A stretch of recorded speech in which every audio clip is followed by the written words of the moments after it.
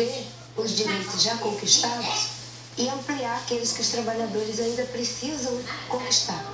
Por exemplo, hoje nós temos cerca de 20 milhões de brasileiros que estão na informalidade e nós estamos assumindo o compromisso de fazer um esforço para que se tenha meios para que essas pessoas possam vir para o mercado formal de trabalho. Não é simples, né, candidata? Como é que faz essa formalização? Porque esse é um velho problema do Brasil.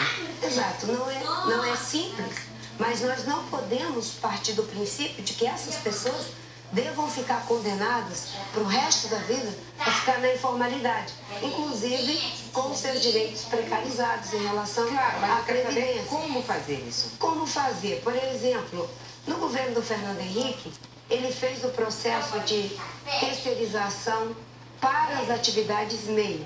O governo do PT manteve. Existe uma lei que faz essa regulamentação, mas nem todos os trabalhadores têm os seus direitos assegurados.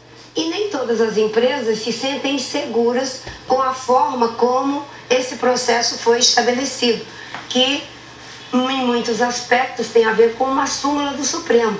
Então, fazer essa atualização para que aqueles que vivem na informalidade possam entrar no mercado formal de trabalho e, ao mesmo tempo, aqueles que estão na atividade meio, que já estão no processo de terceirização, não a atividade fim, que fique bem claro que é o que já existe, que essas pessoas possam ter seus direitos respeitados e que empregados e empregadores possam ter segurança jurídica. Esse é o esforço que nós estamos nos comprometendo para melhorar as condições dos trabalhadores e para que também a gente possa criar um espaço de segurança. E isso dialoga também com a aposentadoria, com previdência. Mas a CLT não tem coisas velhas que precisam ser atualizadas, além dessa questão da terceirização?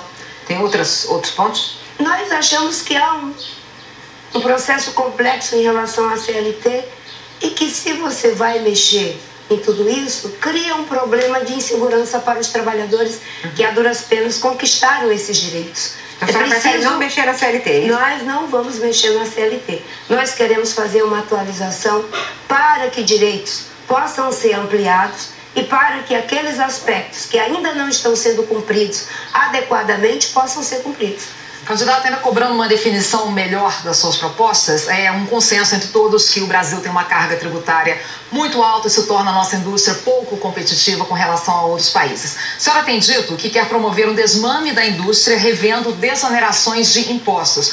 Mas entre essas reduções de impostos tem o IPI para os carros, tem também a desoneração da folha de pagamento. Afinal, que medidas exatamente a senhora quer rever?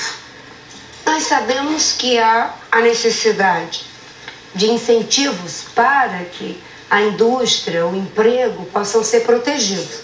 Isso aconteceu a partir de 2008, naquele momento de fragilidade.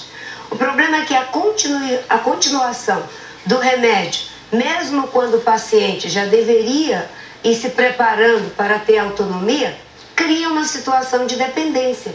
A atitude do governo em não exigir nenhuma contrapartida, principalmente da indústria automobilística, faz com que no Brasil esses benefícios aconteçam sem que a indústria automobilística se preocupe em melhorar a qualidade dos seus equipamentos, de diminuir a emissão de CO2, de diminuir a poluição. Nos Estados Unidos isso foi feito também, só que foi feito com contrapartida.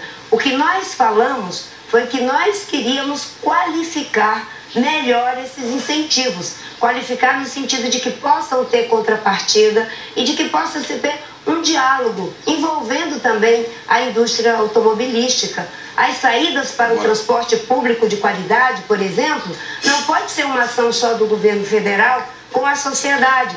As empresas poderiam também participar desse processo e contribuir com novas formas de atender adequadamente a população com o transporte coletivo. A senhora falou aí do IPI dos carros, mas tem, por exemplo, também a desoneração da folha de pagamento, que é uma medida que cria empregos. Essa questão ela é complicada porque, na verdade, você não pode criar uma situação de vulnerabilidade. Por isso que nós utilizamos o termo qualificar.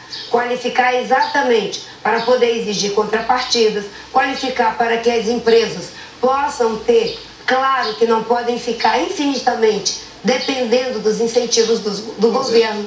E no caso da folha de pagamento é fundamental, porque a indústria e os setores que são os empregadores não podem de uma hora para outra perder esses incentivos. Agora nós estamos num quadro de desindustrialização.